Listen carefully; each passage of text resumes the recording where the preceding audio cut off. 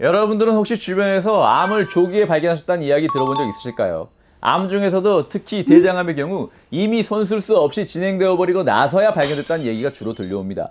대장암은 조기에 발견하면 90%가 완치가 가능한 암입니다. 그런데 왜 이걸 방치해서 대장암의 생존율을 10%까지 뚝 떨어뜨리게 만드는 걸까요? 이거 너무 안타까운 상황 아닌가요? 사실 우리 몸은 신호를 계속 보내왔는데 그게 설마 암이 보내는 신호일 거라고는 전혀 눈치채지 못하는 경우가 많기 때문입니다. 몸에서 보내는 신호만 제때 알았어도 조기에 발견해서 완치할 수 있었던 거죠. 여러분, 대장암 예방을 위해 지금부터 딱 5분만 투자하세요. 오징어 약사가 더 이상 대장암 걱정할 필요 없게 만들어 드리겠습니다. 그럼 여러분들의 시간 아껴드리기 위해 바로 본론으로 들어가겠습니다. 긴 튜브 모양의 대장은 상행결장, 횡행결장, 하행결장, S결장, 직장 이렇게 총 5가지 구간으로 구분이 됩니다. 이 중에서도 암이 가장 흔하게 발생하는 부위는 S결장과 직장인데요. 대장의 어느 구간에 암이 발생하느냐에 따라 증상이 다르게 나타나기 때문에 각각의 상황에 따라 나타날 수 있는 전조 증상들을 알아놔야 늦지 않게 대처가 가능하겠죠. 그렇다면 대장암 예방을 위해 알아두어야 할 전조 증상 총 4가지를 바로 알려드리도록 하겠습니다. 첫 번째 대장암의 전조 증상은 바로 혈변입니다. 혈변에는 2가지 종류가 있는데요. 아니, 혈변이 무슨 종류가 2가지나 된다니. 이거 알고 계셨나요? 혈변에는 육안으로 직접 볼 수 있는 혈변과 눈에는 보이지 않아 시약 검사에서만 나타나는 자멸변이 있습니다. 일상생활에서 우리는 눈에 안 보이는 자멸변이 아니라 육안으로 바로 확인이 가능한 혈변을 통해 대장암을 의심해봐야 합니다. 그리고 또 육안으로 확인이 가능한 혈변도 붉은색을 띠는 혈변과 흑색을 띠는 혈변으로 나뉩니다. 항문에서 가까운 하행결장이나 직장에 종양이 생겼을 경우 붉은색을 띠는 혈변이 나옵니다. 하지만 이런 붉은 혈변의 경우 우리는 암일 수도 있다는 생각은 전혀 하지 못하고 치질이나 치액과 같은 질병으로 오해할 수 있습니다. 심각한 암일 수도 있는데 그것을 단순한 치질로 오해하면 안 되잖아요. 다시 말해 피가 났을 때 안심해도 되는 경우와 긴장을 해야 하는 경우를 확실하게 알아야 한다는 것입니다. 그래서 제가 이 혈변이 치질로 인한 것인지 대장암으로 인한 것인지 구분할 수 있는 방법을 바로 알려드릴게요. 치질로 인해 발생하는 혈변은 항문에서 발생하는 출혈이기 때문에 대장암으로 인한 혈변에 비해 선홍색의 피가 나오면서 점성이 약하다는 특징을 갖고 있습니다. 반면 대장암으로 인해 발생하는 혈변은 붉은색 혈변에 점액질이 섞여서 나올 수 있는데요. 이 경우에는 무조건 병원에 가셔야 합니다. 반면 흑색을 띠는 혈변의 경우 항문에서 먼 상행결장에 종양이 생겼을 때 발생할 수 있습니다. 항문에서 멀기 때문에 혈액이 장내에 머무는 시간이 길어지면서 장내의 세균에 의해 붉은색 빛을 잃고 색깔이 검게 변해 흑색 피가 나오게 되는 것입니다. 또한 이렇게 혈변으로 인해 피가 지속적으로 빠져나가면서 빈혈이 올 수 있는 것 또한 문제가 될 수 있습니다. 빈혈이 동반되면 빈혈 증상인 어지럼증과 심장 박동수가 분당 100회 이상으로 빨라지는 빈맥, 그리고 숨차는 증상들이 함께 나타나게 되어 일상생활에도 지장이 생기게 됩니다. 여러분, 저랑 약속 하나만 하시죠. 내일 아침에 화장실에서 대변 보실 때 바로 물 내리지 마시고요. 한 번쯤 꼼꼼하게 확인을 해주세요. 대변 닦은 휴지 또한 더럽다고 생각 마시고요. 혹시나 피가 묻어나오진 않는지 좀 꼼꼼하게 확인 한번 해주세요. 두 번째 대장암의 전조 증상은 배변 습관의 변화입니다. 갑자기 생기는 변비나 설사, 변실금, 그리고 변이 가늘어지는 경우에도 대장암을 의심해 볼 수 있는데요. 대장은 수분을 흡수하는 역할을 합니다. 대장에 종양이 생기면 이로 인해 수분 흡수 기능이 떨어지게 되는데 그렇게 되면 대변 안에 수분의 양이 증가해서 설사의 형태로 나오게 되는 것입니다. 그리고 변비는 대장에 종양이 생겼을 때 장의 연동 운동이 더뎌져 변이 제대로 통과하지 못했을 때 생길 수 있는데요.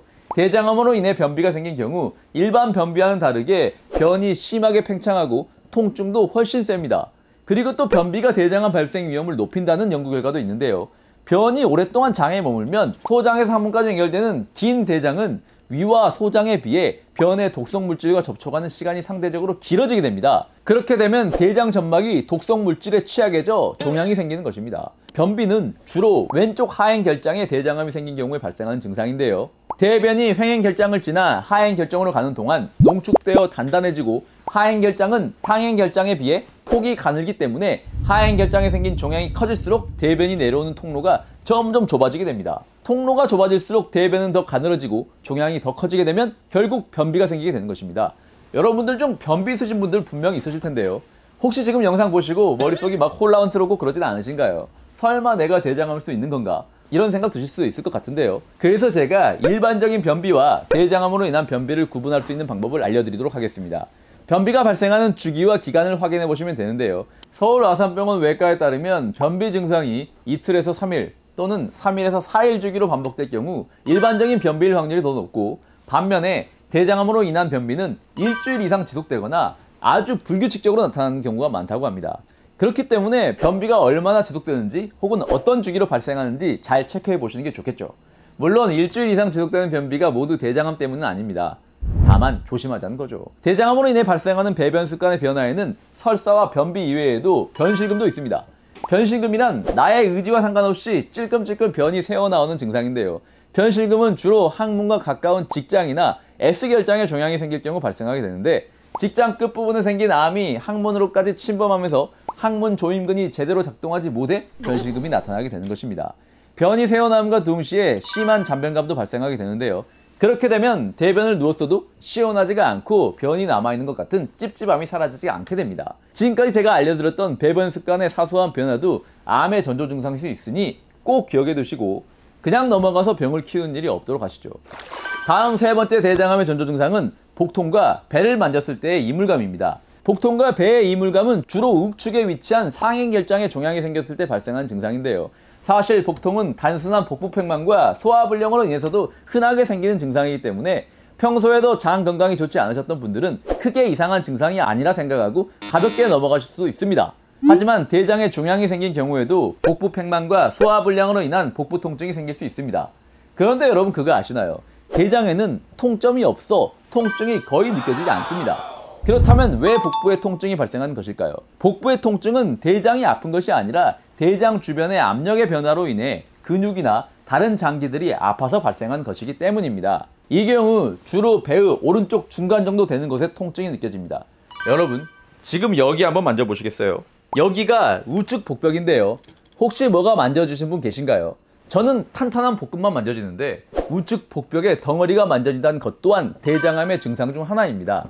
제가 지금 3가지 증상을 알려드렸는데요. 이 중에서 벌써 2가지 이상 해당되시는 분이 있다면 대장암일 확률이 매우 높습니다.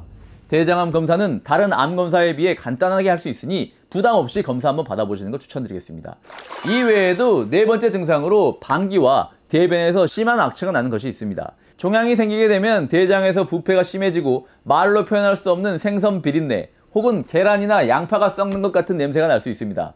일본 나고야 대학원의 연구팀이 실제 대장암 환자의 방귀 냄새를 채취해 정상인과 비교 분석해본 결과 대장암 환자의 방귀에서는 특정 유황 성분이 다량 검출되었고 무색 기체인 메탄티올이 10배나 많이 검출되었다고 합니다.